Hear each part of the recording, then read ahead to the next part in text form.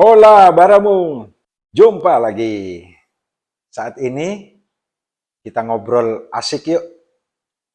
Kita akan bahas sedikit eh, sebuah keris fenomenal. Keris apa itu? Ya, kalau Baramu sudah sering bermain di media sosial atau di grup-grup pecinta pekerisan, khususnya media sosial, itu sudah banyak dibahas keris ini, ditampilkan gambarnya. Keris ini yang diduga adalah keris Banten. Wah, tidak usah lama-lama, yuk kita akan saksikan pembahasannya. Apa itu keris Banten? Bagaimana bentuknya? Kita akan kupas tuntas. Let's go!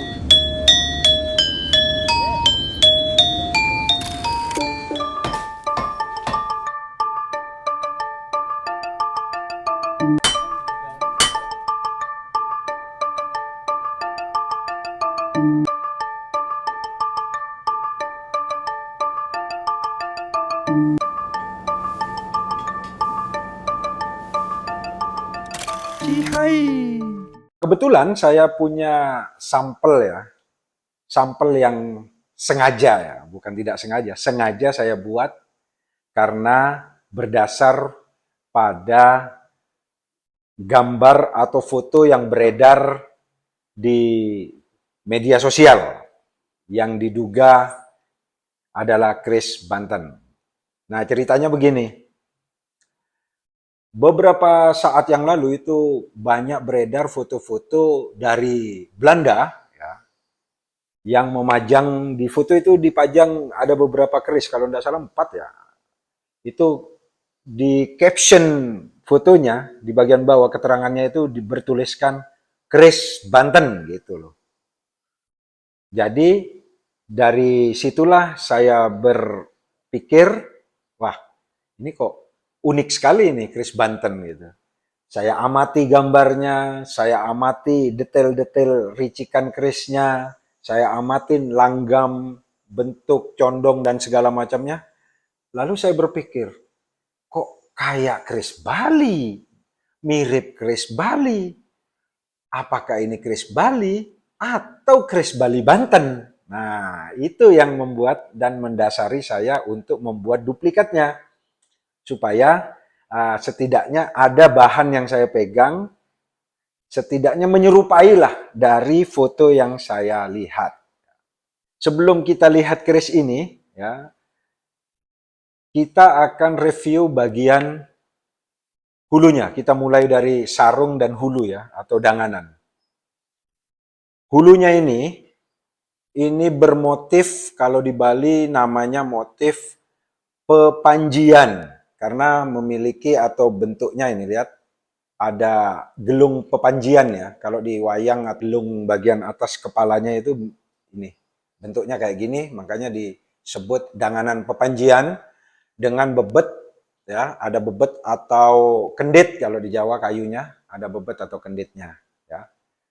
Kalau untuk urangkenya atau sarungnya, ini saya mengambil model sarung dari yang biasa ditemukan di Buleleng atau Singaraja, yang disebut style godohan atau gegodohan ya, dengan kayu pulir atau kayu kurli, nginden ini. Penjejernya juga, kurli juga. Oke, jadi pada suatu ketika saya berpikir tentang keris Banten ini, saya membuka beberapa buku literasi dan beberapa bacaan saya lagi tentang Banten ya. Cukup mengejutkan bagi saya. Ternyata kata Banten ini di Bali sudah dipakai ya. Dan eranya itu sudah cukup lama ya. Bahkan di beberapa prasasti Bali itu di abad ke-10, abad ke-11 itu kata Banten sudah tertuliskan, tertoreh di situ. Jadi lumrah saat itu menyebut bahwa Bali adalah Banten. ya. Dan pada suatu ketika saya membuka suatu buku, ya, bukunya berjudul Bali Pulau Banten. Nah, itu juga. Nah, ini linknya apanya bukunya nih seperti di sebelah ini. Itu saya baca lagi buku itu, loh, kok unik bahwa di situ disebutkan penamaan Bali dari sumber-sumber primer dan sekunder, itu penamaan kunonya adalah Bali adalah Pulau Banten. Nah, itu loh penamaan kunonya. Bahwa selain Bali itu dikenal namanya adalah Wali, juga disebut di beberapa catatan kuno, di prasasti Wali, Poli. Ini kalau Poli ini orang-orang Tionghoa catatan-catatan kronik Cina itu menyebutkan Pulau Bali adalah Poli, terus uh, Wali dan Banten. Nah, itu jadi dari zaman dulu Pulau Bali ini disebut Banten. Makanya sangat-sangat memungkinkan saat itu nama lainnya Bali adalah Banten.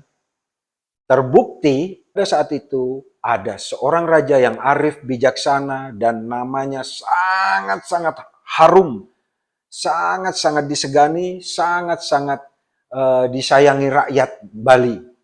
Siapa itu? Pasti tahu kan? Ya, betul. Sri Antasura Ratna Bumi Banten. Garis bawahi Bumi Banten. Nah, itu baramu. Jadi ada kata di terakhirnya itu, kalimatnya adalah Bumi Banten. Jadi di belakang nama raja tersebut, beliau menyematkan gelar abhisekanya adalah raja yang menguasai Bali dengan nama Bumi Banten. Ya, oke. Jadi tidak mungkin nama abhiseka seorang raja itu disematkan kalau pulaunya atau daerah yang beliau pimpin itu tidak bernama Banten. Tidak mungkin abhiseka nama beliau di belakangnya itu diberikan nama daerahnya, yaitu Bumi Banten.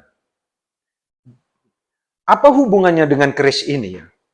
Keris yang beredar di dunia maya itu, yang dibilang keris Banten, hubungannya adalah, ini dugaan saya ya, dugaan saya itu berarti perlu dikaji ulang ya, perlu dikaji ulang, bahwasanya ilmuwan-ilmuwan Belanda atau ilmuwan-ilmuwan luar negeri itu yang memberikan caption di bawahnya adalah keris Banten, kemungkinan merujuk pada bentuk kerisnya, ricikan kerisnya, condong kerisnya, itu ingin mengatakan bahwa ini keris Bali. Tapi mereka menggunakan kosakata Bali kuno. Tidak menuliskan keris Bali, tapi menggunakan kosakata yang dipakai gelar abhiseka Raja Bali kuno, yaitu Bumi Banten. Makanya dia tulis kemungkinan ingin mengatakan bahwa itu adalah keris Banten, yaitu keris Bali sebenarnya. Kosakatanya Bali kunonya adalah pulaunya bernama Pulau Banten. Raja Triatnasura Ratna Bumi Banten ini berkuasa di Bali itu kalau dipadankan sama di Kerajaan Majapahit itu eranya Ratu Tribuana Tunggal Dewi ya. Saat itu di beberapa lontar ya disebutkan bahwa Bali ini diekspansi oleh Majapahit. Siapa yang memimpinnya adalah Gajah Mada dengan beberapa aryanya yang dikirim ke Bali ya. Beberapa arya itu ada Arya yang dikenal di Bali, Arya Cengceng, Arya Blok, Arya Kutawaringin, banyak lah. Nah, itu yang memimpin adalah Gajah Mada. Artinya saat pemerintahan Tribuana Tunggadewi, Bali ini diekspansi. Nah, pada saat ekspansi tersebut, di Bali dipimpin oleh raja yang bernama Sri Atnasura Ratna Bumi Banten. Nah, itu loh. Jadi Gajah Mada kemungkinan itu melakukan ekspansinya disuruh oleh Ratu Tribuana Tunggadewi, ya kurang lebih beginilah, Mada, kamu ekspansi sana ke bumi Banten. Nah itu loh maksudnya. Jadi saat itu memang secara narasi sejarah Bali dikuasai oleh atau dalam artian tunduk kepada Majapahit. Oke, sekarang kita lihat bentuknya ya, bentuknya yang saya reka ulang dan saya mencoba untuk menduplikasi dari gambar. Kemungkinan tidak sama persis karena saya hanya mereka dan melihat detailnya itu dari gambar atau dari foto saja. Tapi mendekatilah, menurut saya mendekati karena saya cukup detail melihat dan memperhatikan itu foto. Kita lihat ya.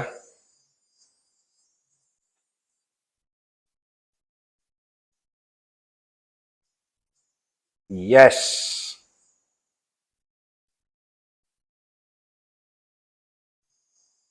Inilah kerisnya yang di caption di foto-foto Belanda adalah keris Banten. Ya. Saya mencoba menduplikasi ini sedetail mungkin ya. Namun di foto itu mungkin tidak berlook banyak. Saya sengaja membuatnya dengan look banyak dan bentuknya saja yang saya buat semirip-miripnya. Oke, Baramu, kalau di Bali ya, keris dengan ricikan komplit seperti ini, ada sekar kacang, ada jenggot, ada gereneng komplit di bawah, terus pejetan, sogokan dua, keruingan, sama apa odo-odo kalau Jawa ya, kalau Bali usuk atau geger sapi ini, itu disebut adalah keris berwangun teruna pidikan. Nah, teruna pidikan ini bisa untuk keris luk 5, luk 7, luk 9, luk 11 sampai luk lainnya asal ricikan bawahnya seperti yang saya katakan tadi memiliki itu semuanya. Nah, itulah teruna pidikan. Nah, jadi yang digambar-gambar untuk keris luknya itu yang disebut keris Banten adalah wangunnya kalau di Bali yang namanya wangun teruna pidikan.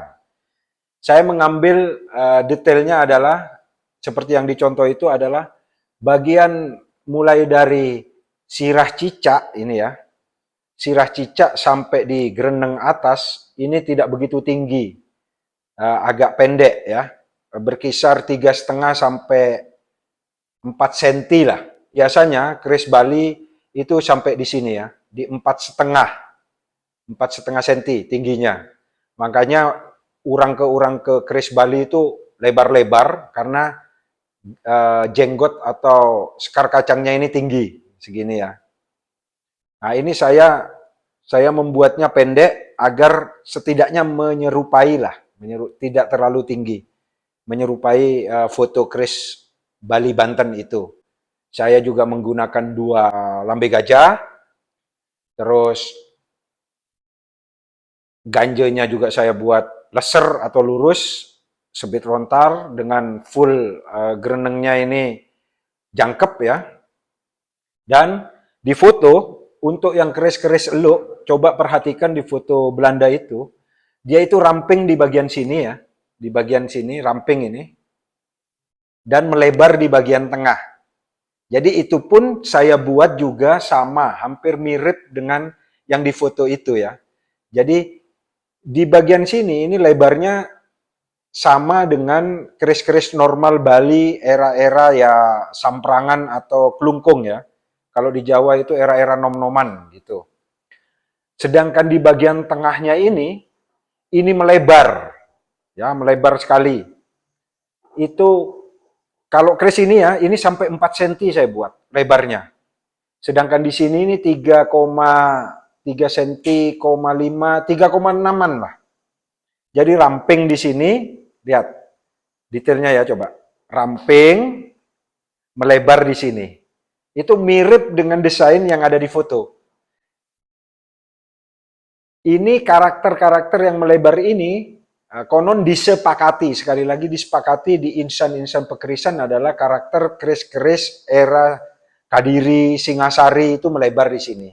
Ya, terus eh, panjang keris ini saya buat 47 cm. Jadi cukup panjang ya, 47 cm dengan lebarnya tadi 4 cm di sini, sangat lebar untuk kategori keris Bali, keris Banten. Itu sangat lebar. Terus di sini ramping ya. Dan saya buat dengan pamor ganggang lumlum kalau di Bali namanya. Ini pamor ganggang lumlum. Atau kalau di Jawa ya ganggang kanyut ya. Kalau Baramu perhatikan, baik di foto yang ada di internet itu dan keris ini yang menyerupai, saya buat menyerupai sekali, itu unik juga. Dalam keris model begini, ini perpaduan 3 era ada di satu keris. Ya. Yang pertama di sorsorannya ini memadukan keris di era-era nom-noman ya kalau di Jawa, kalau di Bali era-era samprangan atau era kelungkung ya. Ini. Kalau di tengah sini era-era eh, Kediri atau Singasari ya. Ketegasan-ketegasannya ini era-era keris-keris Bali era-era pertengahan antara Kediri dan Klungkung itu memiliki ketegasan khas tersendiri. Artinya 3 era bergabung di satu keris ini. Itu yang membuat keris Bali Banten ini menjadi unik. Nah, untuk para baramu yang memiliki informasi berbeda atau yang memiliki literatur yang berbeda, mari kita ramaikan dan mari kita saling isi mengisi informasi untuk menambah khasanah pengetahuan kita bersama. Kalau ada silahkan tulis di komen ya tentang keris Banten Bali atau Bali Banten. Bali Bumi Banten. Nah itu. Ya, demikianlah review keris ini yang sebagaimana tadi sudah saya panjang lebar saya ucapkan dan saya bahas. Sampai bertemu di lain waktu. Tetap support terus Pandai Lokal dimanapun Baramu berada. Support dan dukung terus pengrajin dan maker lokal dimanapun Baramu berada. Jadilah pembangga keris milenial ya. Karena era milenial, ya kerisnya harus keris milenial dong. Ya, sehat selalu, sukses selalu. Thank you yang sudah share, yang sudah like, yang sudah subscribe. Thank you juga yang hanya nonton doang dengan skip-skip. Saya ucapkan juga terima kasih. Dan yang untuk nonton tanpa skip, ya wow itu top banget ya. Sampai bertemu di video-video berikutnya. Cihai!